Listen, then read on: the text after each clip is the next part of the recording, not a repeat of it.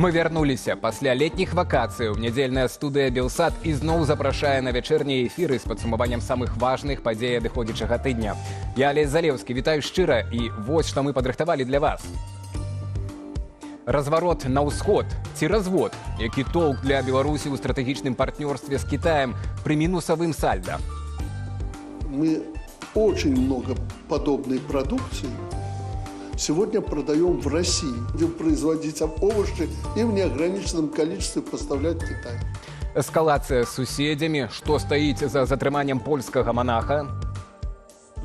Гэта падобна да нейкай шизофрэніі, але гэта такая палітычная мадэль, акрэсліў бы постсавецкіх сатрапаў.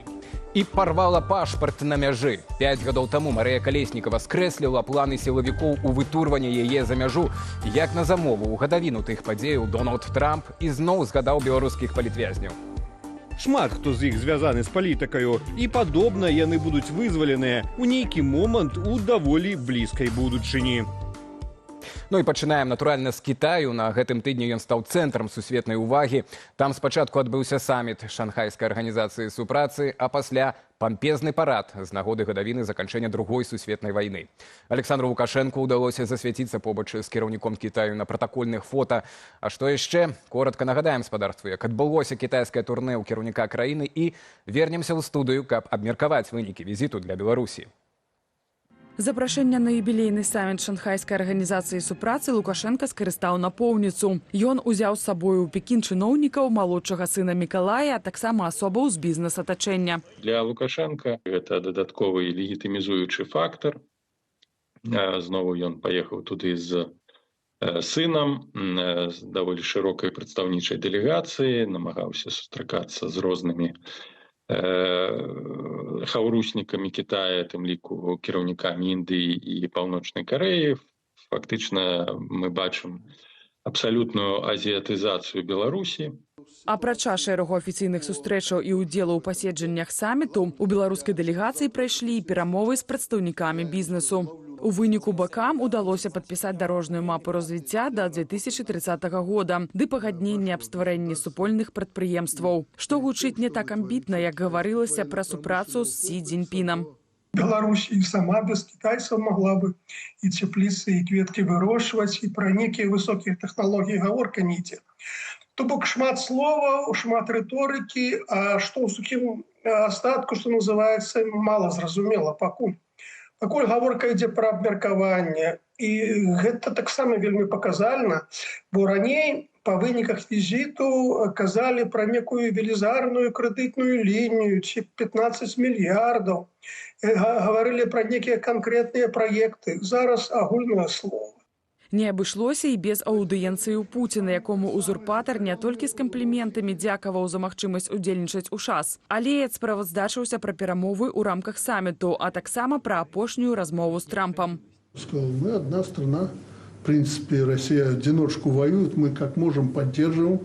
Скончыўся ж саміт удзелам усіх прысутных лідараў у святочным вайсковым парадзе да 80-годдзя сканчэння Другой сусветнай вайны. На ім Пекін прадэманстраваў найноўшую лазерную зброю, а таксама ракету, здольную ударыць у любую кропку планеты. Гэта, як і ўвесь 4-дзённы з'езд у Кітаі, у цэлым заходні свет ужо назваў фармаваннем восі зла. У студыі Олесь Залеўскі, гэта жывы эфір падсумаванню найважнейшых падзеяў тыдня, і неўзабаве ў нашай студыі з'явіцца першы спікер на тэму Китая, а пакуль коратка пра апытанку, которая таксама ёсць у нашым чаце трансляцыі. У ёй можна прыняць удзел ананімна, а таму і бяспечна. Пытаемся мы у вас, на вашу думку, якая падзея ёсць самая важная за гэты тыдзень. Ну і пакуль што бачым, што апярэджвае Трамп, прыгадаў палітвязню, гэта ўжо быў трэці раз. Вельмі цікава, таму што так, вялікую частку сённяшняй праграмы мы і збіраліся таксама прысвяціць, што значыла гэтае прыгадванне. Так, ну і на другім месцы Лукашенко ў вышыванцы ў Кітаі. Цікавае меркаванне, чаму так прагаласавалі, калі ласка, патлумачце, калі гэта бяспечна для вас у нашым чаце трансляцыі. Цікавая аргументацыя. Ну а мы запытаемся у нашага першага спікера, Ярослав Романчук, гэта прэзідэнт Міжнароднага інстытуту свабоды. Вечар добры. Вечар добры, вітаю, Олесь. Так, ну, але запытаемся мы у вас, не якая падзея самая важная на гэты тыдзень, а бадай, што самае асноўнае і важнае нам трэба зразумець па выніках гэтага саміту, што адбыўся ў Кітаі. калі ў такім ужо глобальным спачатку, так, маштабе нешта змянілася, Кітай стаў тым другім цэнтрам, полюсам у свеце, ці нічога не змянілася ўласна? Китай не стал, Китай только зрабіў заявку на тое, што ён бачыць крызу западнай цывілізацыі, за трансатлантычнай супрацы. Ён бачыць, як Амерыка, Еўрапейскі звяз ставіцца да расійскай вайны в Украіне, няма той дапамогі, на якую можна разлічваць, каб перамагчы агрэсара, і таму Китай робіць заявку. Калі Амерыка сама рукамі Трампа кажа, я не хочу быць лідарам, не хочу быць цэнтрам таго, каб фарміраваць новую архітэктуру і эканоміку, і сістэму бяспекі, тады я буду. І вось гэта была заявка. Безумоўна, гэта только першы крок, ну, ШОС быў першым крокам, гэта такі, можа, другі крок, але для таго, каб збудаваць некую альтэрнатыву таму, што ёсць і у постаці ООН, постаці Сусветнай арганізацыі гандлю, АБСЕ, іншым, там, можа быць, нават узброеным саюзам яшчэ далёка. І таму Кітай гэта такая, ведаеце, ігра на нервы з Трампа. Трамп прыгразіў рабіць пошліны, потым там адклажыў ўсё гэта, потым яшчэ одна будзе там саміт зустрычы гэтых лідараў. Так што ідзе такая, ну, уже не холодная война, а такая психологічная война лідерів Китая з окруженні тих країн, які ми бачили з одного боку, ну і Трамп тут на своїй хвалі, ну а Європейський зв'яз, на жаль, ще він таки не розуміє свою силу, на яку треба розлічувати самостійно, не глядячи на те, що робить Трамп. То бок мы ў пачатку шляху, так, вось станаўлення гэтай новай сістэмы, так, балансу ў свеце, ну і прынамсі па тым відэа і фота, што прыходзілі з Пекіну, відаць, што і для Кітая важны Лукашенка. Александр, ён быў заўсёды там ці на другіх, максімум на трэціх ралях, недзе за Пуцінам, за паўночна-карэйскім лідарам. Чаму так вось Пекіну важна было падкрэсліць эту блізкасць з Лукашэнкам? У чым заключаецца ягоная важнасць і самога палітыка, і, можа, нашай краіны для Кітая? Ведаеце, такая праскоску, так, як Кітай кажа, вось, Паўночная Карэя, Расія, нават Індыя прыехала, там, Бразілія, усе, ну, а потым Беларусь. Беларусь, гэта такая, ведаеце, ён, Лукашенко, вельмі так стараецца рабіць сваю такую знешнюю палітыку згодна з прымаўкай «покорна телятка две сыцкасці». Ён для Расіі свой такі суб'ект амаль федэрацыі, саюзная дзяржава. Ён, думаю, там і кажа, ну, я чаму бы не зрабіць такой правінцыі Китая, яка бы працавала на расійскі рынок, таксама была бы такім хабам. Памятаеце, гэта такая была ідэя, калі Лукашенко ствараў сябе вялікі камень. Так што Лукашенко для ўсіх дыктатараў, для ўсёй этой асі зла, ён добры, ён нават з Трампа можа сябраваць, толькі было магчымасць прадаваць без санкцый угнаенні, іншыя тавары, быць такім фінансавым хабам. Памятаеце, як Расіі былі санкцыі наложаны в 2014 году, он адразу стаў такім санкцыйным хабам. Так што Лукашенко стараецца зарабіць на ўсім, а прытым кажа, што мы вось такая частка гэта іншай цывілізацыі, а паколькі ён такі малы, ён там не ўплывае ні на што, ён думае, што, ну, буду тут выкарыстоўваць іх для таго, каб зарабляць, нейкія паслугі ім рабіць. Ну і гэтыя рэчоўкі, я казаў, трэба намі палітычна вучыцца ў Кітае і бяспеку прымаць. Ну, безумоўна, ведаеце, для мяне першым такім ластаўкай было тое, што ў гародні пачалі збіраць на заводзе радыёвална китайские ровары, там уже 3000. Так что уже першая ластаўка прыйшла, але Лукашенко да ёсць нейкі там імітацыя таго, што сёння, калі захаду няма, то тэхналагічныя інавацыі будуць у нас з Китая. Пра іх неўзабаве, пра гэтыя шматпакутныя цепліцы, ну, але вы кажаце, што вось яму галоўнае, каб куплялі прадукцыю, каб прадавалася прадукцыя беларуская. Ну, акурат з Кітаем у адносінах вельмі слаба, і пакуль што гэтае стратэгічнае саюзніцтва больш нам прыносіць праблему, прынамсі для эканомікі. Мы ў 3 разы больш купляем. У гэтым годзе эта інфармацыя за гэты год мы на 2 мільярды купілі тавараў Кітая і прадалі толькі на 677, так? У 3 разы у нас мінусавое сальда з гэтай краіны. Якія яшчэ праекты Беларусь-Кітай ўжо паспелі ажыццявіць у супрацы? Мы сабралі 5 самых буйных і значных праектаў, якія былі рэалізаваныя. Хутка пра іх і вяртаемся ў студыю. 15 гадоў таму Беларусь і Кітай дамовіліся пабудаваць у Светлагорску завод беленай цэлюлозы. Кітай даў на праект крэдыт каля 850 мільёнаў долараў. Завод увесь час сутыкаўся з тэхнічнымі праблемамі і дагэтуль не працуе на поўную магутнасць. У 2011 годзе бакі падпісалі адразу 2 пагадненні. Першае пра стварэнне ў Барысаўскім раёне прадпрыемства «Белджы», якое будзе збіраць легкавыя аўтамабілі з кітайскіх дэталяў. Гэты праект патрабаваў каля 330 мільёнаў долараў, 250 з якіх гэта крэдыт ад Кітаю. Дзякуючы другому пагадненню паўстаў індустрыяльны парк «Вялікі камень» пад Менскам, які мае статус асобай эканамічнай зоны і дае сваім рэзідэнтам некаторыя прэферэнцыі. На стварэнне інфраструктуры Кітай вылучыў мінімум 1,5 мільярда долараў. Наступнае значнае пагадненне паміж дзвюма краінамі было дасягнутае ў 2017 годзе і тычылася стварэння беларускай нацыянальнай біятэхналагічнай карпорацыі. Гэты вялізны аграпрамысловы комплекс для перапрацоўвання збожжа і вытворчасці кармавых амінакіслотаў паўстаў у Пухавіцкім раёне. На яго Кітай вылучыў ільготны крэдыт памерам 620 мільёнаў долараў. У 2018 годзе на сустрэчы ў Пекіне было падпісанае пагадненне пра ўзвядзенне ў Менску адразу 2 спартовых аб'ектаў міжнароднага стандарту, басейну і стадыёну. На іх пабудову Кітай даў 235 мільёнаў долараў незваротнай дапамогі і вылучыў падрадныя арганізацыі. Ну, здавалася б, і нават стадыён падарыў, і такія-сякія праекты рэалізуюцца Кітаем у Беларусі, але самі па сабе інвестыцыяў яны неадчувальныя для беларускай эканомікі. Нават гэтыя праекты, я бы не сказаў, што штосьці ствараюць для беларускай эканомікі. Чаму Кітай так інтэнсіўна не ўкладваецца ў Беларусь? Это пытанне вось у ізаляцыі Беларусі, пытанне ў таксічнасці Лукашэнкі, так? Ці Пекін дагэтуль аглядаецца на Маскву? Не, глядзіце, таксічны Лукашенко для таксічнага Сі гэта не таксічны, таму што яны аднаго поля ягады. Тут мінус на мінус дае, Кітай, таталітарны Лукашенко, яны адзін аднаго вельмі добра разумеюць. Справа ў тым, што калі там будавалі хаб «Вялікі камень», потым казалі пра ланцужкі «Вялікі» гэта адзін шлях, думалі, што Беларусь будзе такім хабам, потым можна будзе акумуляваць тавары, прадаваць яе Еўрапейскі Саюз. Яны думаюць, што ніхто ж не разлічваў тады, не думаў, што будзе вайна. То Лукашенко уцягне Беларусь в эту вайну, і таму будуць гэтыя санкцыі. І таму, а навошта укладваць у тое, што і так забяспечвае поўную лаяльнасць.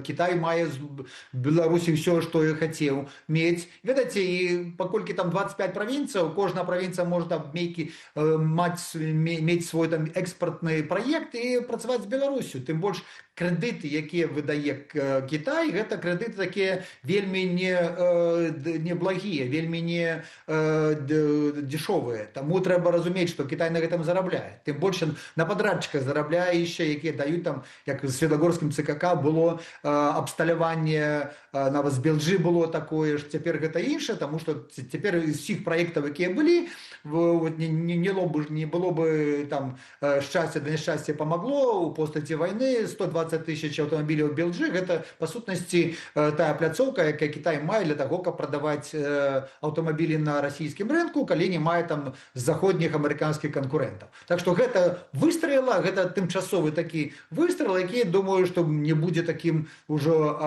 хуткім і такім прыбытковым. Ну а, напрыклад, той жа беларуская нацыянальна-тэхналагічная кампанія, мы бачым там больш за 10 гадоў гэты праект, ну і сёння вось прынята рашэнне было пра де-факто нацыяналізацыі гэтай кампаніі. Уже доля дзяржавы з 25% павялічылася амаль до 80%. Так што тут ніякога поспеху няма. Было шмат таго, што гэта будзе забяспечваць нам мільярдны экспарт тавараў ва ўсім свеце. Ну, одно было на паперы, а другое мае рэчаіснасць. Так што Кітай гэта разглядае Беларусь як де-факто сваю правінцыю, як вельмі лаяльнага такога партнера, а больш не мае сэнсу, таму што і няма куды ўкладваць, таму што не мае права ўласнасці, не мае іншых рынкаў збыту для Кітаю. І так, насправді кажучы, кітайскія правінцыі значна больш рынкавыя, чым таталітарныя. Ну, але уявім, адкрываецца на захад. Спадар Ярослаў, але ўявім, Беларусь выходзіць з ізаляцыі, і тады Беларусь для Кітая зусім іншая становіцца цукеркай такой у цэнтры Еўропы, так, і хабам тым жа самым на экспарт і панаваць каб над рынкамі еўрапейскімі. Ведаеце, еўрапейцы ўжо думаюць, што зрабіць з Кітаем, таму што тая палітыка, якую ён праводзіць 20 гадоў, калі па сутнасці была вельмі адкрыта на Кітай, яна была незручна. І я думаю, там процягам 2-3 гады будзе зусім іншы рэжым гандлю Кітаю і Еўрапейскага Саюзу. Так што Беларусь, што будзе ў майбутнім, мы не знаем у будучыні. Але я думаю, што той рэжым, які сёння збудаваў Лукашенко, ён абсалютна неустойлівы, ён прывязаны выключна да яго дзяржплану. Ну так, і нават пры такім саюзніцтве з Кітаем, здаецца, так ганаровым, але дывідэндаў не моцна. Адтуль мы маем апошнія пытанні і будзем развітвацца, на жаль, часу мала, пра гэтыя цяпліцы для Цецерына і Баскова. Это сапраўды нейкія прарыўныя тэхналогіі для нашай краіны? Хутка будзе матэрыял пра гэта. Цікавае вашае меркаванне. Як могуць быць цяпліцы прарыўнымі тэхналогіямі? Ведаеце, гэта такое, бязглуздзь. Ёсць там звычайныя тэхналогіі, там высокая, там є штучны інтэлект. Гэта Лукашенко скажа, што Нацыянальная акадэмія навук вырабіла спецыяльных роботаў, якія замест людзей там клапоцяцца пра памідоры і гуркі, а потым што? Можа быць, цана будзе менша, але з точки зору того, як працуе дзяржаўны план Беларусі, я думаю, што цэны будуць не рынкавыя, і Лукашенко знову пасадзіць нас на крэдытную іглу, якую мы будзем сядзім і так з Кітаем і з Расіяй. Так што тут нічога новага няма, тыповы раздзірбан з коштаў цяпер праз Цецерына і Баскова. Дзякуй вялікі за гэтую размову. Ярослав Романчук, прэзідэнт Міжнароднага інстытута свабоды, быў з намі на відэасувязі з Кіева. Спадару Ярославе, трымайцеся, спакойнай вам ночы. Папярэдняя была просто жудасная. Так, а мы пераходзім да іншых, уласна, да цяпліцаў. У Беларусі пабудуюць, прынамсі, 2 такіх буйных цяплічных комплекса. Кампанія Shandong Licenta Agri-Technology будзе часткова фінансаваць праект і часткова забіраць у Кітай выгадаваную ў цяпліцах гародніну і кветкі. Ачоліць жа бізнес, як мы ўжо і казалі, не адмыслоўцы ў сельскай гаспадарцы, а як гэта Лукашэнкі заведзена набліжаныя да яго бізнесоўцы Дмітрый Баскаў і Сергей Цецерын. Што за бізнес, высвятляла Юлія Цельпук. Кітайскія высокатэхналагічныя цяпліцы плануюць размясціць на беларускай зямлі з сістэмамі кантролю тэмпературы, вільготнасці, асвятлення і паліву. Працуюць на аднаўляльных крыніцах энергіі, збіраюць і аналізуюць звесткі, праводзяць маніторынг і дыягностыку стану раслінаў. Лукашенко дамовіўся ў Пекіне з топ-менеджерамі кампаніі Shandong Licenta Agri-Technology. Но это надо делать быстрее. Маўляў, цяпліцы асаблівыя, і хто першы іх зробіць, зойме нішу на рынку. Калі ж глядзець вокам навукоўца... Нічога новага тут няма ў прынцыпе. Нейкіх унікальных тэхналогій, тым болей нейкага R&D унікальнага. Кітай прапануе стандартныя цяпліцы 4-го пакалення, якія паўсюдна выкарыстоўваюцца ў светавым аграбізнесе. Польскія фермеры іх выкарыстоўваюць. Беларускі узурпатар казаў пра ўзаемавыгадную супрацу і партнёрства. Кітайскі бок пра камерцыйныя і стратэгічныя выгады. Свае цяпліцы яны ўжо збудавалі ў 40 краінах свету, таму ў лік першых Лукашенка не трапіў. Кітай будзе выступаць як донар грошай і тэхналогій, а Беларусь гэта будзе лагістычная пляцоўка для рынку СНД, пастаўшчык вельмі таннай працоўнай сілы і, метафарычна кажучы, такі палітычна абсалютна лаяльны жабрак з працягнутай рукой. Рука гэта працягнецца, дарэчы, да чаго? Да тэхналагічнага мейнстрыма Кітая і да атрымання легітымнасці праз значнага геапалітычнага гульца. Высветлілася, што цяплічны бізнес Лукашенко аддае цяплічным бізнесоўцам, сваім сябрукам Дмітрыю Баскаву, які ачоліць вырошчванне кветак, і Сергею Цецерыну, які зоймецца гароднінай. Дмітрый Баскаў – чалец Савету Рэспублікі, які прыйшоў са спорту ў палітыку і бізнес у перыяд пратэстаў 2020-го. У будаванні ён мае кампанію «Реторсія Трейд» і пакет акцыяў менскай будаўнічай кампаніі «Дач Стар». Зарабляе на адзенні бренду «Лепшы». Атрымаў долю ў кітайскім акумулятарным заводзе iPower, шкоднай вытворчасці свінцова-кіслотных акумулятарных батарэяў, супраць якой пратэставалі берасцейцы. Адзін з лідараў пратэстаў, Александр Кабанаў, кажа, працаўнікі маюць клопаты са здароўем і звальняюцца з заводу.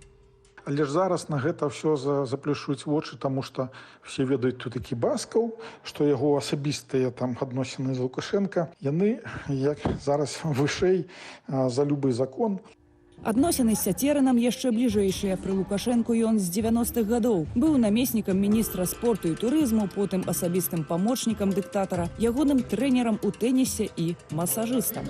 Цяпер Цяцерын валодае 3 дзесяткамі гектараў зямлі пад фермерства ля Александрыі на малой радзіме Лукашэнкі. Мае шэраг дэвелаперскіх праектаў, напрыклад, шматфункцыйны комплекс на праспекце Пераможцаў. Будаваў пляцоўку аўтарынку Малінаўка і жытло на тэрыторыі заводу імя Кірова. Ягоная кампанія Bell Global Garant дэзінфікуе транспарт на мяжы, імпартуе ў Беларусь харчы і алкаголь. Журналісты-расследавальнікі выявілі, што 10 гадоў таму Bell Global Garant вазіў у Расію падсанкцыйную садавіну, гародніну і кветкі з Еўропы пад выглядам беларускіх. Таму, калі я пачуў, што зараз збіраюцца будаваць цепліцы, каб вырошчваць там садавіну, агародніну і кветкі, то першае, што я падумаў, што гэтыя цепліцы могуць быць выкарыстаныя як прыкрыццё для таго, каб такія прыкарытныя бізнесоўцы, як Сергей Цяцерын альбо Дмітрый Баскаў, маглі увозіць з захаду там садавіну, агародніну і перапрадаваць яе ў Расіі. Падчас сустрэчы з кітайскімі бізнесоўцамі прагучала: мы очень много подобной продукции сегодня продаем в России. Будем производить овощи и в неограниченном количестве поставлять в Китай. Працаваць у цяпліцах беларусам. Кітайцам будзе не проста сачыць, колькі гуркоў ці ружаў вырасцілі ў Беларусі, а колькі закупілі на захадзе ды экспартавалі пад выглядам беларускіх. Кітайская мытня, аднак, ужо лавіла лукашэнкаўскіх бізнесоўцаў на падмане. Беларускі расследавальніцкі цэнтр высветліў, што звязаныя з Віктарам Шэйманам фірмы нарошчвалі сертыфікаваны продаж у Кітай делікатэсных для тамтэйшай кухні курыных лапак. Каля 40% лапак, аднак, паходзілі не з беларускіх фабрык. Калі курыныя лапкі з Беларусі занялі 11% ад агульнага імпарту гэтага тавару ў гіганцкі Кітай, сябры ў Пекіне прызадумаліся. З Паднябеснай Беларусь накіроўваюцца кантралёры. У выніку пацярпелі беларускія птушкафабрыкі. Ужо 8 месяцаў на паўзе увесь экспарт птушынага мяса з Беларусі ў Кітай. Возячы кветкі і садавіну, гародніну ў Расіі 10 гадоў таму Сергей Цяцерын карыстаўся падобную схемай рээкспарту. Каб абысці канкурэнтаў на ўнутраным рынку, Цяцерын робіць зусім нечаканае. Піша ліст Лукашэнку і просіць даць для сябе нароўні з дзяржаўным белмэдсервісам эксклюзіўныя правы на завоз садавіны, агародніны і кветак. Цяпер жа ён карыстаецца эксклюзіўнымі умовамі на завоз у Беларусь праз лагістычную кампанію «Усход», далікатэсаў і напояў з захаду, што трапілі пад беларускія контрсанкцыі ў 2021 годзе. Зараз усе гэтыя пастаўкі ідуць праз адзін канал, праз кампанію Сергея Цяцерына. То бок ён фактычна монополіст па пастаўках розных там ласункаў, піва і гэтак далей. Падобна і кітайскі цяплічны праект напісаны не пад бюджэт, а пад абагачэнне бізнесоўцаў блізкіх да цела. Дамовы на будаванне плануюць падпісаць у верасні, першыя комплексы хочуць узвесці на Віцебшчыне. Юлія Цельпук, Белсат. Тым часам у дачыненнях з суседзямі Лукашенка працягвае нагнятаць напружанне. Днямі стала вядома, што ў Лепелі працаўнікі КДБ затрымалі 27-гадовага грамадзяніна Польшчы Гжегажа Гавала, манаха ордэну кармелітаў. У Маладзёна нібыта знайшлі копіі дакументаў датычна беларуска-расейскіх вучэнняў «Захад-2025». Польскія ўлады назвалі гэта правакацыяй і заклікалі польскіх грамадзянаў пакінуць нашу краіну дзеля бяспекі. З чым звязанае гэтае абвастрэнне з боку Менску, якім будзе адказ Варшавы? Гэтае пытанне Марылія Дакуцька абмеркавала з галоўным рэдактарам Белсат.пл Міхалам Кацевічам. Дзень добры, спадар Міхал, дзякуй вялікі, што знайшлі час. На гэтым тыдні ў Беларусі затрымалі грамадзяніна Польшы Гжегажа Гавала. Яго вінавацяць у шпіянажы. На вашу думку, чаму рэжым Лукашэнкі пайшоў на гэты крок і чаму менавіта цяпер? Myślę, że jest to związane w jakiejś mierze... Мяркую, гэта ў нейкай ступені звязана з ціскам на Беларусь у справе вызвалення палітычных вязняў, а таксама польскіх закладнікаў, напрыклад, Анджэя Пачобута, а таксама актывізацыя дыпламатычных дачыненняў з ЗША, з размовамі, якія праводзіць Дональд Трамп, і візітам Кіта Келага ў Менск. І з боку ЗША гэта ціск дзеля двух рэчаў. Па-першае, каб Беларусь не ангажавалася да Расіі, хаця б падчас вучэнняў «Захад-2025», каб Еўропа не прымала іх за правакацыю, і агулам, каб Беларусь трымалася далей России от спробаў России эскалаваць вайну супраць Украины. Другое – гэта намаганне ЗША ў вызваленні палітычных вязняў. І для Дональда Трампа гэта такая гульня, якая нацэленая, між іншага, ці нават перадусім для яго, на поспех. Бо відавочна, ён мае амбіцыі наконт атрымання Нобелеўскай прэміі міру. І, пэўна, вызваленне Алеся Бяляцкага, лаўрэата гэтай ўзнагароды, было б вялікім дыпламатычным поспехам для яго. Але для Дональда Трампа гэта не вялікая гульня. Можа і важная, але хутчэй такі маргінальны эпізод. А вось для Лукашэнкі, наадварот, вялікая гульня, каб вярнуцца да сваёй традыцыйнай палітыкі. Да манеўравання паміж Расіяй, ад якой ён цалкам залежны і лаяльны, але з магчымасцю манеўру ў бок захаду. Аднак беларускі бок неаднойчы сам прапаноўваў Польшы перазапусціць дачыненні, і Радослаў Сікорскі дакладна прагаварыў умовы, на якіх можа адбыцца пацяпленне. Чаму ж Лукашенка не робіць крок насустрач, а наадварот заціскае? Ja myślę, że to jest taka trochę...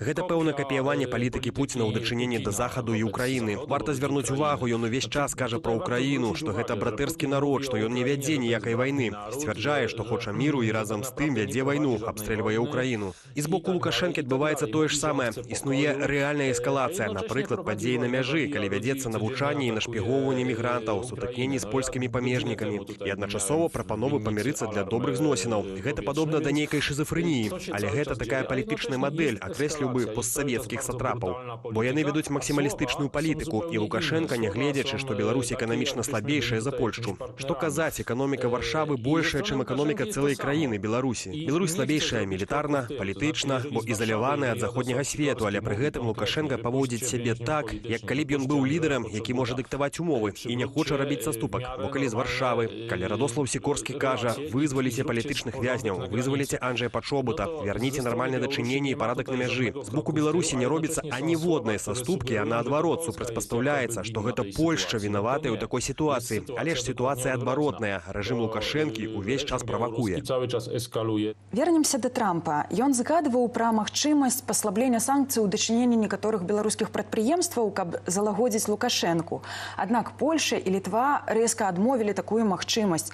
Чаму менавіта гэтыя краіны застаюцца цвёрдымі ў сваёй пазіцыі? Dlatego, że w odróżnieniu od Donalda Trumpa my mamy Бо ў адрозненні ад Дональда Трампа мы маем вялікі досвед у стасунках з Лукашэнкам і Пуціним і добра ведаем, калі паслабім санкцыі, то з іхнага боку будзе чарговая эскалацыя. Яны не пойдуць насустрач. Гэта не будзе на прынцыпах цывілізаванай дыпламатыі, калі існуе нейкі кампраміс і бакі ідуць у адным кірунку. Тут не, мы б зрабілі гэты крок, а з боку Лукашэнкі не было б гэтага памкнення. Мы сутыкаліся з гэтым не раз, спрабавалі мы працягнуць руку, але кожным разам гэта заканчвалася яшчэ горш. Лукашенка праводзіў яшчэ большыя рэпрэсіі супраць беларусаў, яшчэ больш правакацый у дачыненні польскай супольнасці, каталіцкага касцёлу і эскалацыі на польскай мяжы. Цяпер урэшце дайшлі мы да такой цвёрдай палітыкі. Мы дэмакратычная краіна, прававая, цывілізаваная. І калі даём слова, то стрымаем яго. Але толькі тады, калі рэжым Лукашэнкі будзе рухацца да вызвалення вязняў, упарадкавання сітуацыі на мяжы. І пакуль гэтага не будзе, мы не будзем даваць крэдыту даверу. Пакуль МЗС Польшы заклікаў сваіх грамадзянаў пакінуць тэрыторыю краіны, а ці могуць быць ужытыя нейкія больш жорсткія захады ў дачыненні Беларусі, напрыклад, закрыццё апошняга памежнага пераходу, ці прынамсі яшчэ знізіць яго прапускную здольнасць?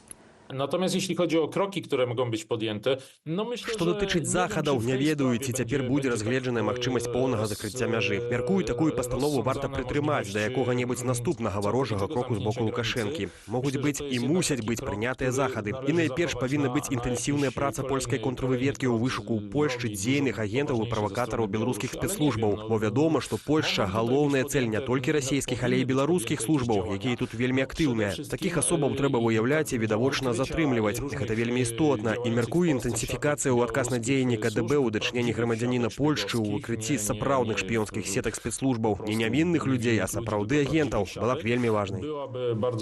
Спадар Міхал, дзякуй вам за гэтую размову. Так, гэта была тэма польскага манаха, і за яе прагаласавала амаль траціна нашай аўдыторыі, і яна лічыць, што гэта вось такая самая важная тэма гэтага тыдня, дакладней так, польска-беларускія дачыненні. Пакуль жа мы паступова рухаемся да найбольш топавай тэмы, за якую прагаласавала 44%, пра тое, што Трамп прыгадаў палітвязняў, але спачатку не пра тых, што сядзяць, а тых, што на волі. Хапала гучных справаў і ў дэмакратычных сілаў. На гэтым тыдні мела працяг гісторыя з абвінавачаннямі чальца каардынацыйнай рады Вольгі Карпушонак на адрас Паўла Латушкі, нібыта ў сексуальных дамаганнях. Цяпер разбор дайшоў да міжнародных арганізацыяў і праваахоўных органаў. Вольга Карпушонак склала скаргу на імя кіраўніка парламенцкай асамблеі Рады Еўропы, у якой, акрамя абвінавачанняў, пералічыла імёны працаўнікоў народнага антыкрызіснага ўправлення, якія нібыта маюць ці мелі інтымныя стасункі з Паўлам Латушкам. Палітык у сваім тэлеграм-канале заявіў, што гэткія дзеянні скіраваныя на дыскрэдытацыю дэмакратычных сілаў. Акрамя таго, стала вядома, што прэтэнзіі да Латушкі жанчына скіравала і ў праваахоўныя органы Польшчы ды Іспаніі. Кіраўнік НАУ падаў пазоў на Карпушонак у акруговы суд Варшавы ў справе абароны годнасці, а аб'яднаны пераходны кабінет выказаў поўны давер Паўлу Латушку, падкрэсліўшы, што Вольга Карпушонак дасюль не падала ніякіх доказаў сваім словам і заклікаў грамадзянскую супольнасць падтрымаць кіраўніка НАУ. А ў нашай студыі знаходзіцца намеснік кіраўніка НАУ Артём Брухан. Вечар добры вам і разам з тым таксама спікер каардынацыйнай рады. З гэтага бадай што і пачнем з апошняга пра Вольгу Карпушонак, што стала вядома. З каардынацыйнай рады паведамляюць, што цяпер прадаследавалі яе дзейнасць у КР у якасці чальца, і нібыта цягам апошніх месяцаў у яе быў нетыповы узрост актыўнасці, што да цікаўлення дакументамі, да якіх яна мела доступ, і аховам дакументы, як працуе каардынацыйная рада. Ну і на дадзены момант, паводле паведамлення, цяпер доступ Вольгі Карпушонак да рэсурсаў КР часова абмежаваны да удакладнення сітуацыі з ёй. То бок, гаспадар Артём, вы яшчэ удакладняеце з ёй сітуацыю, то бок яшчэ няма яснасці, бо вось офіс Тихановскай заявіў, што конкретно дзейнічае паводле спецслужбаў КДБ. Я сыходжу з таго, што у нас ёсць статут і рэгламент каардынацыйнай рады. Згодна з рэгламентам, проста так, без рашэння каардынацыйнай рады прыняць нейкія дзеянні немагчыма. Гэта хутчэй тэхнічныя дзеянні сакратарыята, якія проста забяспечылі бяспеку працоўнай прасторы на дыску каардынацыйнай рады. Але з пункту гледжання таго, што адбываецца, асабіста для мяне відавочна, гэта ўсё дзейнасць спецыяльных службаў рэжыму Лукашэнкі. Давайце паглядзім на парадак дзеянняў. І пачалося, нават, калі, можа, вы памятаеце, была прэсавая канферэнцыя, я і Павел Латушка, мы давалі прэсавую канферэнцыю, дзе папярэджвалі пра тое, што, анансавалі фактычна, папярэджвалі пра тое, што будуць вельмі моцныя атакі рэжыму Лукашэнкі на дэмакратычныя сілы, у тым ліку на нашу каманду. Вось гэта адбываецца. І тыя закіды, якія робіць Вольга Карпушонак, яны бездоказныя, яны хлуслівыя, гэта абвінавачванні на пустым месцы. Галоўная мэта якіх дыскрэдытаваць лідараў дэмакратычных сіл, дыскрэдытаваць інстытуты і фактычна проста інфармацыйную прастору насыціць скандаламі. Гэта проста мэта дыскрэдытацыі. Доказаў не прадстаўлена і не будзе прадстаўлена, бо іх не можа быць. Ну, але разбіральніцтва, я так разумею, ўсё роўна адбылося паводле закідаў спадарні Вольгі Карпушонак. Адбылася нарада фракцыі, на якую яна прыйшла, дзе была размова, і па выніках нарада фракцыі ў каардынацыйнай радзе, на якую яна прыйшла онлайн. Так, яна была онлайн. Гэта было ў пятніцу. Адбылася нарада фракцыі. Па выніках гэтай нарады я магу для сябе зрабіць адзіны вынік, што яна, на жаль, з'яўляецца інструментам спецслужбаў. Яна знаходзіцца ці пад псіхалагічным, ці нават пад фізічным кантролем спецслужбаў, бо яна адмовілася нават паказаць 360 градусаў памяшканні, у якім яна знаходзіцца, аргументуючы тым, што яна баіцца. Але для мяне гэта відавочна, што хтось там знаходзіўся. Дарэчы, чаліня яе фракцыі, кіраўніца яе фракцыі Тацяна Мартынова таксама ўпэўнена ў гэтым, што яна знаходзіцца пад кантролем. Фактычна, на нарадзе фракцыі я выказаў сваё меркаванне, што мне вельмі жаль, што Вольгу выкарыстоўваюць як інструмент. Яна кажа гэтыя рэчы пад уплывам спецыяльных службаў. Гэта кампанія па дыскрэдытацыі інстытутаў і лідараў дэмакратычных сілаў. Добра, давайце пакуль тады з Карпушонак адкладзем у бок. А ўласна, можа, дзеля гэтага Карпушонак эта справа і з'явілася, каб пра Котава менш пытанняў мы задавалі, у тым ліку журналісты. Так, на дадзены момант, уражанне, што сям'я актыўна шукае Анатоля Котава, я нагадаю, это ўжо другі тыдзень пайшоў яго знікнення, паехаў у Турцыю і знік. Апошні, што вядома, што на кацеры з Трабзона, так, ён накіраваўся па Чорнаму мору бок Расіі. Не адзін. Ну і фонд спартовай салідарнасці, буйныя спартовыя арганізацыі таксама звярнуліся да афіцыйнага Стамбула з заклікам паспрыяць, высветліць, якія версіі падзей у КР. Ведаеце, Анатоль Котаў не быў чальцом КР, таму я тут магу толькі асабіста як чалавек спекуляваць на гэтую тэму, але я магу сказаць адное, што усе гэтыя знікненні, усе гэтыя дзеянні я не магу выключаць, што яны звязаныя таксама з дзейнасцю спецыяльных службаў рэжыму Лукашэнкі. Бо надта шмат апошнім часам адбываецца рэчаў, за якімі потым вылазяць інфармацыя пра то, што ці там нейкі супрацоўнік КДБ, ці там нейкая арганізацыя, і ўсё гэта сведчыць пра тое, што яны вельмі моцна актывізаваліся. Я не ведаю, што адбываецца з Анатоліем Котавым, не хачу далей спекуляваць, але я дапускаю, што і за гэтым кейсам таксама ёсць. Яны там, можа, і актывізаваліся, так? Мы можам гадаць, якія прычыны, ці у вас ёсць, можа, адказ, чаму менавіта? У меня няма адказу, у меня есть зноў спекуляцыя. Я лічу, што гэтая актывізацыя па знішчэнні рэпутацыі дэмакратычных інстытутаў звязана з тым, што рэжым Лукашэнкі патэнцыйна будзе гатовы распачаць нейкі дыялог з дэмакратычнымі сіламі Беларусі.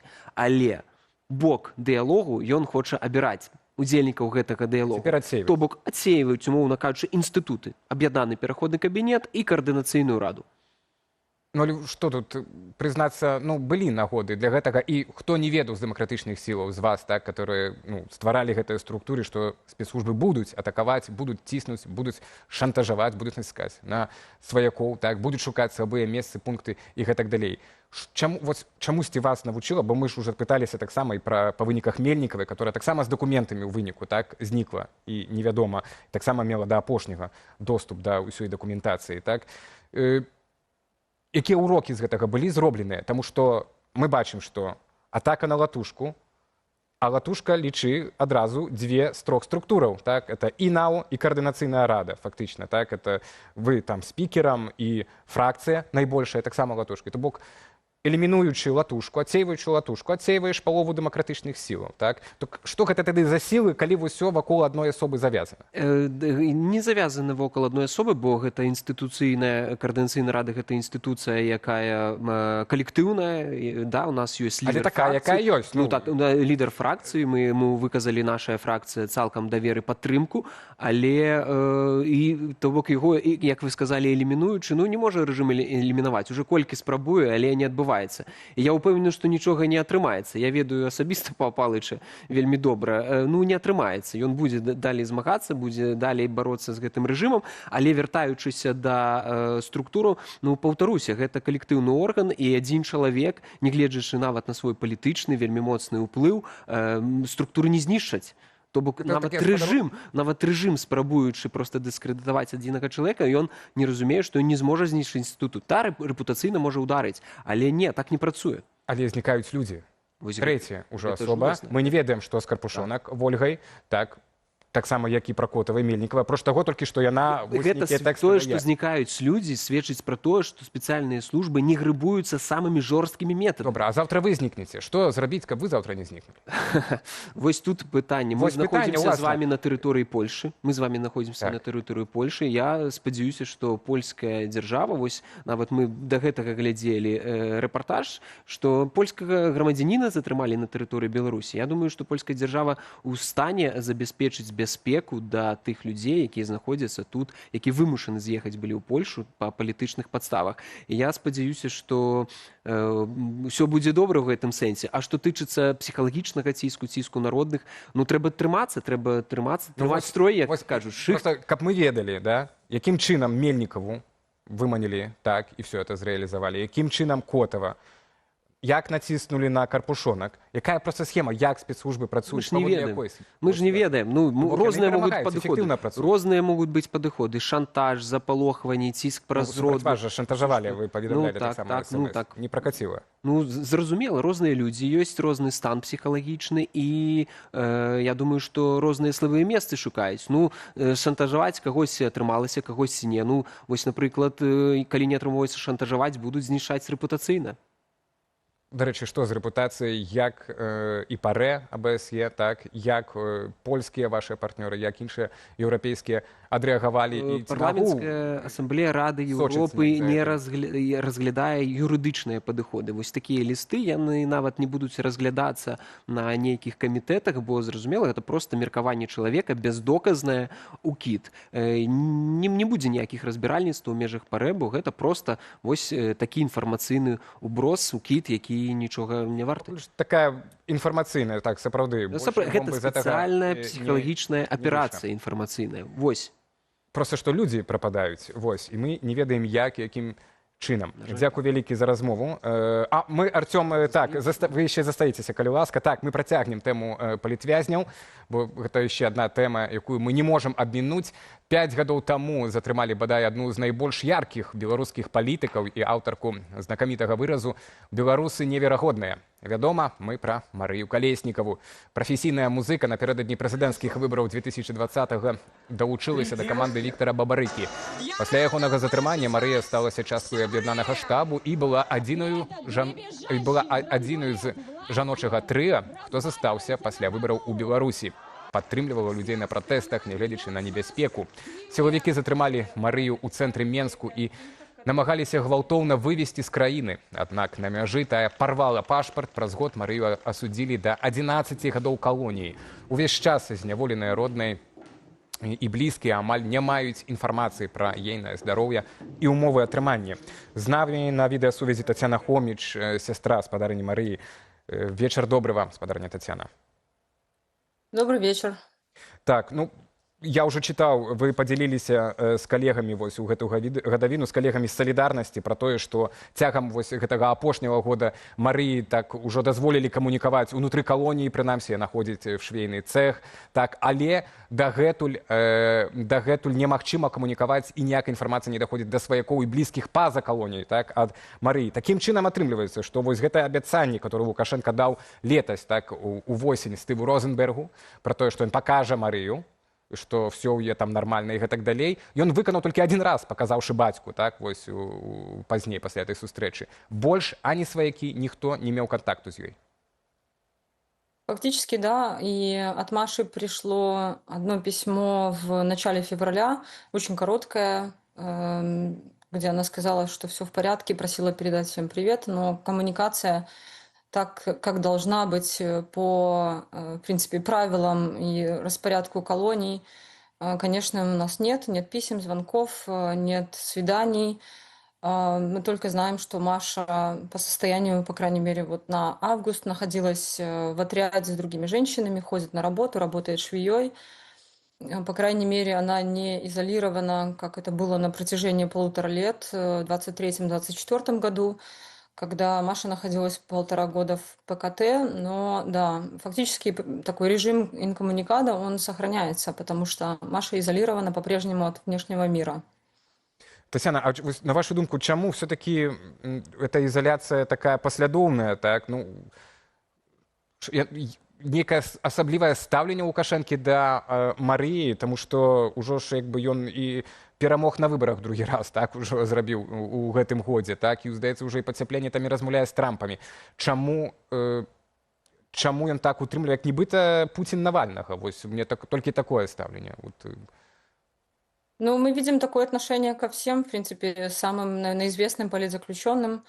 И Виктор Бабарика, Николай Статкевич, то же самое было с Сергеем Тихановским, да, вплоть до самого освобождения. Поэтому я думаю, то есть здесь такой выбран комплексный подход на протяжении уже 2,5 лет. Никакой коммуникации, никакой информации от самых известных политзаключенных. Да и в целом, мне кажется, нужно понимать, что все политзаключенные, те, у кого желтые бирки, да, то есть они подвергаются дискриминации в колониях и тюрьмах, имеют меньше свиданий, звонков, встреч с родными. Вся коммуникация и письма подвергаются цензуре, много писем до них не доходит. Только частично, да, часто это только от самых близких, поэтому мне кажется, что здесь они просто продолжают эту такую линию дискриминации и давления на политзаключенных все это время.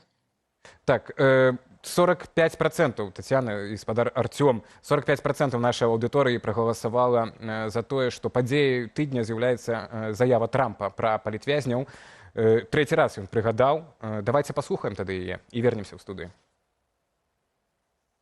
І мы нічога не заплацілі, але я проста выказаў сваю глыбокую павагу лідару краіны, які зноў жа ёсць вельмі моцным чалавекам. Але ў яго 1400 або 1500 закладнікаў, ці нават болей. І мы працягваем размаўляць пра іхнае вызваленне. Некаторыя з іх, я мяркую, звязаныя з палітыкаю. Шмат хто з іх звязаны з палітыкаю. І падобна яны будуць вызваленыя ў нейкі момант у даволі блізкай будучыні. Так, ну, першае пытанне вось па гэтай заяве хацеў бы спадару Артёму задаць. Ён тут ужо ўжывае закладнікі. Он уже больш жорстка кажа пра Лукашэнку, пра тое, што это палітычныя вязні. Ну і неспроста, в прынцыпе, ён это прыгадаў, так, ужо трэці раз. То бок працэс гэты працягваецца. Працэс гэты ідзе. На чыім баку цяпер, на вашу думку, мяч, што перашкаджае працэсу пайсці далей? Працэс ідзе, я тут з вами пагаджуся. Я хацеў бы адзначыць, што вельмі добра, што з вуснаў Дональда Трампа, лідара мировой дзяржавы, гучыць пытанне беларускіх палітвязняў. Гэта вельмі важна, і трымаць гэта на такім узроўні... Не Нікарагуа, не там менавіта беларускія палітвязні. Гэта вельмі важна, таму я думаю, што все мы ўдзячны Дональду Трампу за тое, што ён кажа і робіць для вызвалення беларускіх палітвязняў. Тое, што ён падкрэслівае гэтае пытанне, тое, што ён адзначае, называе іх уже закладнікамі і трымае, робіць тую адсылку пра людзі, што людзі звязаныя з палітыкай, гэта ў рыторыцы такі пераход ад больш залагоджвання да большага ціску. Гэта відавочна, і нават Дональд Трамп, які спрабаваў спачатку зусім лагодна размаўляць, зараз аказвае, ну, такі палітычны, можна медыйны, да, рытарычны ціск на Александра Лукашэнку, каб паскорыць той працэс, які, я лічу, таксама важны для Дональда Трампа ў тым сэнсе, што ён хоча вырашаць канфлікты на ўсёй планеце. І вызваленне беларускіх палітвязней гэта будзе велізарнае дасягненне для беларусаў, але і для самого Дональда Трампа. Так, ну і это маштабы, калі ўявіць 1400 чалавек, это гістарычна таксама ў еўрапейскіх маштабах будзе здарэнне. А, спадарня Тацяна, як вы ўспрынялі вось гэтую заяву Дональда Трампа? Ну, пры ўсім аптымізме, мы ж таксама разумеем, што не кожная ініцыятыва, на жаль, Дональда Трампа заканчваецца поспехам. Вось, але што вы ў ёй пабачылі? Я думаю, положительный момент для нас и родных политзаключенных, и в целом всех белорусов, что на протяжении последних нескольких месяцев, да, в повестке Трампа есть Беларусь, периодически упоминает в разных контекстах. То это было после визита Келлога в Минск, был звонок Лукашенко. Сейчас во время пресс-конференции, да, когда поднимаются разные темы, Беларусь в повестке, значит, процесс идет, и я считаю, что это очень положительный для нас всех момент. В принципе, да, наверное, нужно понимать, что в любом случае этот процесс переговоров, он сложный, он хрупкий, что-то может пойти не так, да, вопрос как бы договоренностей, взаимных уступок, будет ли найден этот баланс между сторонами. И я думаю, что нам всем нужно запастись терпением, на самом деле, потому что это занимает время. И мы видим, да, что медленно, но этот процесс двигается. И ключевым, считаю, что все-таки был июнь, когда был освобожден Сергей Тихановский во время визита спецпосланника Келлога. И это говорит о том, что в целом освобождение любого белорусского политзаключенного возможно, хотя до этого казалось чем-то невероятным. Любого. Вы маеце на ўвазе, што, то бок, вось у гэтай партыі, пра якую кажа Трамп, і топы нашыя могуць выйсці, так, лідары пратэстаў? Нема нейкіх такіх умоваў? Безумоўна. Я лічу, што гэта цалкам рэальна, і я лічу, што такая рыторыка Трампа, ён жа чалавек у тым ліку і медыйны. Вызваленне 400 чалавек, калі там не будзе медыйных і знакамітых персонаў, гэта таксама, ну, не тое, што ён бы хацеў. Я ўпэўнены, што калі нават гэта будзе адбывацца не адразу ўсе, а нейкімі партамі, у кожнай партыі будуць вельмі вядомыя персоны. Але мне падаецца, для Дональда Трампа вельмі важным бліжэйшым часам было б вызваліць нобелеўскага лаўрэата Алеся Беляцкага, а таксама пасля візіта прэзідэнта Польшы Наўроцкага у Злучаныя Штаты Амерыкі, таксама ён агучыў пра замежных грамадзян, хутчэй за ўсё ён успомніў пра размову пра Анджэя Пачобута. Так, ну і пасля была ў Народскага таксама сустрэча ў Ватыкане, пасля якой і быў затрыманы польскі монах. Так, вось такія запрашэнні да даўгу. Спадарня Тацяна, а вось вы разам з тым днямі якраз выдалі маніфест, які можна падпісаць кожны, так, каб прыспешыць, так, нібыта вось такая мэта, прынамсі, каб прыспешыць гэты працэс вызвалення палітвязняў. Ну і я прачытаў, што вот вы яго так абгрунтоўваеце, мы будзем заклікаць краіны Еўропы дзейнічаць і следаваць прыкладу ЗША, шукаць саступкі для выратавання жыццяў і людзей. То бок, на вашу думку, Евразвяз цяпер вот стаіць на шляху, скажем так, реализации вось этого ціску Дональда Трампа по вызваленню палітвязняў Беларусі. То бок, Евразвяз, я так разумею, цяпер тое ж, пра што нельга цяжка дамовіцца. Я думаю, Можете что да, пояснить? что должен наступить тот момент, когда такую эстафетную палочку возьмет и Евросоюз. Они сейчас внимательно наблюдают, на самом деле, уже с февраля, да, когда случился первый дипломатический визит американского дипломата в Минск, наблюдают за этим процессом, так осторожно, настороженно комментируют. Я думаю, что с точки зрения США это был такой тоже выверенный шаг освобождения европейских граждан, в том числе в июне этого года, чтобы они поддерживали этот процесс и не были против. Мы знаем, что еще очень, в принципе, много европейцев, да, вы только что сами сказали, что задерживали поляка буквально на этой неделе. Поэтому, да, это обращение к странам ЕС. Не только наблюдать за этим процессом, но начинать активные действия, гуманитарные переговоры по освобождению белорусских политзаключенных. Не ограничиваться резолюциями и теми словами поддержки, солидарности и глубокой озабоченностью. Для нас это сейчас вопрос для многих уже жизни и смерти. Напомню, что 13 человек погибли в белорусских тюрьмах во время заключения, либо сразу после освобождения от разных заболеваний, потому что им не была вовремя оказана медицинская помощь. Более 200 человек относятся к разным уязвимым группам. Это люди с заболеваниями, больше 70 человек. Люди с инвалидностью, пожилые люди, самому старшему политзаключенному 77 лет, Лепейко. И есть малолетние люди, семьи, где оба родителя находятся в тюрьмах. Это значит, что их дети воспитываются без близких. Это огромная просто потеря и травма для детей на долгие-долгие годы. Поэтому стоит отметить, что во многих странах Евросоюза освобождение белорусских политзаключенных было признано, принято резолюциями как приоритетное направление. Да. И здесь стоит отметить, и закономерно возникает вопрос, где те конкретные действия, шаги, которые направлены на осуществление, реализацию этого приоритетного направления. Это касается, например, Германии. Такая резолюция была принята Бундестагом в конце 2023 года, но активных действий не было. И даже напомню, что в 2024 году был обмен между Западом и Россией, куда, например, не вошли белорусские политзаключенные. Поэтому есть разные механизмы, и есть переговорные треки, как мы видим сейчас, в США это работает. Есть конкретные шаги, уступки, которые интересны Минску, начиная с самых небольших, которые создают то самое доверие, необходимое для следующих шагов. Это длинный процесс, да. Понятно, выстраивание доверия через 5 лет таких сложных отношений с Евросоюзом займет время, но я считаю, что есть риск того, что да, не все политзаключенные будут освобождены в результате переговоров в США. Нужно это понимать. Плюс мы знаем, что далеко не обо всех политзаключенных есть информация у правозащитных центров. И, возможно, потом мы узнаем, и узнаем, и сейчас мы это видим, через месяцы, на самом деле, иногда и только через год, что человек был осужден и является политзаключенным. Поэтому и вопрос остановки репрессий – это тоже вопрос, в принципе, включенный в переговоры и является предметом нашего манифеста.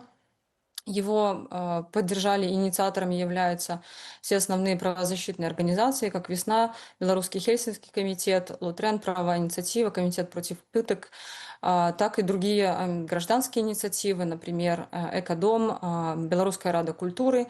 Его поддержала Светлана Алексеевич, Вальжина Морт, Александр Чернуха, белорусский дирижер Так, Виталий спадарня Алексеев. Тетяна, мы подзелімся гэтым маніфестам, бо і гледачы таксама пытаюцца, дзе яго можна ўзяць. Вось тут уже пералік арганізацый, дзе яго можна паглядзець. Выбачайце, у нас час таксама завяршаецца, але я хацеў бы вось гэты матыў завяршыць все-таки. На чым цяпер не то, што стапарыцца, але такая, выклік у гэтых перамовах, это все-таки пазіцыя еўразвяза, як я разумею, і з вашай размовы, і агулам з пазіцыі нават той жа афіцыйнай Варшавы, афіцыйнай Вільні, которая не збіраецца нават у Вільні на заканадаўчым узроўні Літва, каб забараняць, адмяняць санкцыі датычна Лукашэнкі, так, а мы ведаем, што это таксама Беларусь калій, літоўскія парты. Так, вось на чым так? Артём, я ведаю, што вы прысутнічаеце на гэтых размовах з еўрапейскімі палітыкамі. Я бы просто хацеў распачаць з таго, што не трэба перакладаць віну на еўразвяз. Гэта базавы тэзіс. Не еўразвяз замінае. Еўразвяз не так актыўна ўключыўся ў працэс, як Злучаныя Штаты Амерыкі, бо зараз адносіны, палітычныя, дыпламатычныя адносіны паміж Беларусю і Еўрапейскім Саюзам, а менавіта суседзямі Беларусі, Польшай і Літвой, знаходзяцца на такім негатыўным становішчы, на такім нізкім узроўні. Глядзіце, што адбываецца, бо мы не можам вынесці за скобкі геапалітычны кантэкст, а ён існуе. Война, по-другое, миграционный кризис, по-третье, гибридные атаки. Слухайте, громадян Польши затрымліваюць, тут адбываецца, вось вы кажаце, знікаюць людзі. Гэта таксама дзейнасць спецыяльных службаў рэжыму Лукашэнкі на тэрыторыі Польши. Разумееце, гэта фактычна ўжо такая гібридная агрэсія. Пра якія адносіны, пра які дыялог, я, дарэчы, я ведаю, што былі спробы камунікаваць на узроўні дыпламатычным, і адказу няма зараз у Мінска, у Лукашэнкі жадання выбудоўвання даверу з Еўрапейскім Саюзам. Зараз яны рухаюцца трэкам Злучаных Штатаў Амерыкі. Вельмі добра, што Злучаныя Штаты Амерыкі выстаўляюць такое патрабаванне вызваліць палітвязней. Гэта вельмі важна. Я думаю, што роля еўразвяза ў перспектыве быць фасілітатарам ці мадэратарам нацыянальнага дыялогу у Беларусі, калі, магчыма, нейкім круглы стол ці штосьці такое, і вось пры Еўрапейскі Саюз можа быць вось гэтым фасілітатарам і згуляць у гэтым вельмі важную ролю. Бо каб выбудаваць давер, спачатку трэба спыніць агрэсіўную знешнюю палітыку і рэпрэсіўную унутраную палітыку. Давайте такой перспективой завершим пока что эту размову. У вас, Татьяна, что-то суперважное, тезисное. Да, я все-таки хотела добавить, что мне кажется, что белорусам нужно не забывать о своих собственных интересах, о своих собственных людях, белорусах, которые сидят в тюрьмах, и многие из них уже 5 лет, и смотреть на возможности, на доступные механизмы, и как раз об этом говорить со странами Европейского Союза и адвокатировать за наших людей, которые находятся в тюрьмах, за спасение их жизней. Они найдут механизмы того, как выходить из этой кризисной ситуации на границе, с безопасностью в регионе и так далее, и так далее. Но это может быть таким первыми шагами, связанными именно с освобождением людей и снижением репрессий. Дякую вялікі, шановныя, за гэтую размову вельмі важную. Мы ж працягнем тэму салідарнасці, якая можа замяняць цэлыя дзяржаўныя інстытуцыі. Ініцыятыва вяртання гістарычных артефактаў Мальдзіс сёння адзначае год сваёй працы. Наша здымачная група пабывала на імпрэзе і пабачыў на ўласныя вочы гістарычныя рэліквіі нашай краіны, якія ўдалося выкупіць супольнымі намаганнямі беларусаў. Ініцыятыва Мальдзіс святкуе год свайго існавання, ды падводзіць вынікі, што ўдалося зрабіць за гэты час. У Варшаве ў музеі вольнай Беларусі маштабная імпрэза. Давайте разам паглядзім, чым можа пахваліцца праект па вяртанні беларускай гістарычнай спадчыны. У апошнія часы людзі самі нават дасылаюць інфармацыю пра тое, што там ці там адбываецца нейкі аукцыён, і вось і там ёсць нейкі беларускі артефакт. За год ініцыятыва Мальдзіс знайшла і выкупіла 5 беларускіх гістарычных артефактаў. Пачалося ўсё з экземпляру 3-го статуту Вялікага княства Літоўскага. Затым былі набытыя радзівілаўская мапа ВКЛ і мапа аўтарства Яна Няпрэцкага, ды выданне жазло кіравання Сімеона Полацкага. Фактычна першая навуковая карта нашай краіны. Кожны артефакт мы дэкларуем намер свой адправіць іх у Беларусь. Ну вось у прыватнасці за мной стаіць, вы бачыце, радзівілаўская карта, мы яе плануем накіраваць у Нясвіж, у палац Нясвіжскі, бо, наколькі я ведаю, там такой карты, на жаль, няма. Апошнім жа публічным здабыткам стала франкамоўнае выданне «Вялікае майстэрства артылерыі» Казіміра Семяновича. Человек, который в принципе у беларускай навуцы з'яўляецца фігурай маштабу Скарыны, але што яго адрознівае ад Скарыны, тое, што невядома. Да? Першы, хто сфармуляваў ідэю трохступенчатай ракеты, сфармуляваў ідэю крылатай ракеты. Зразумела, што, конечно, на фоне вайны это некаторыя вынаходніцтвы как бы маюць сваё асаблівае ўспрыняцце, но так як ёсць. Да? У любым разе ён быў чалавекам той, который належаў да ВКЛ, належаў да Рэчы Паспалітай, і ён акурат гэта ствараў для того, каб краіна могла абараняцца. Аднак выкуп гістарычных рэліквіяў не адзіны кірунак дзейнасці ініцыятывы. Сёння свае культурніцкія праекты прэзентавалі першыя выпускнікі летняй школы Мальдыса. Вельмі крута і вельмі важна, што да гэтага кам'юніці далучаюцца маладыя людзі, што яны захопліваюцца і яны ўжо пасля змогуць ствараць свае кам'юніці. І гэта апынаецца такая сетка, якая прарастае ў розных краінах, можа быць, нават на розных кантынентах. І ў гэтым вось гэтая каштоўнасць, што беларускасць яна як бы паўсюль, яна шырэй за Беларусь. Паўдзельнічаць у вяртанні гістарычнай і культурнай спадчыны ды захаванні нацыянальнай беларускай ідэнтычнасці можа кожны, зазначаюць у Мальдысе. Для таго, каб стаць мецэнатам, не патрэбныя вялікія грошы. Ну, а калі грошаў ўсё ж няма, карысным унёскам можа стаць распаўсюд інфармацыі пра дзейнасць ініцыятывы ды парады пра тое, якія артефакты можна набыць супольнымі намаганнямі. Александр Баразенко, Белсад. На гэтым мы завяршаем агляд самых важных і цікавых падзеяў першага тыдня верасня. Дзякуем за лайкі і актыўнасць у чаце трансляцыі. Зычу вам удалага вечара і беражыце сябе.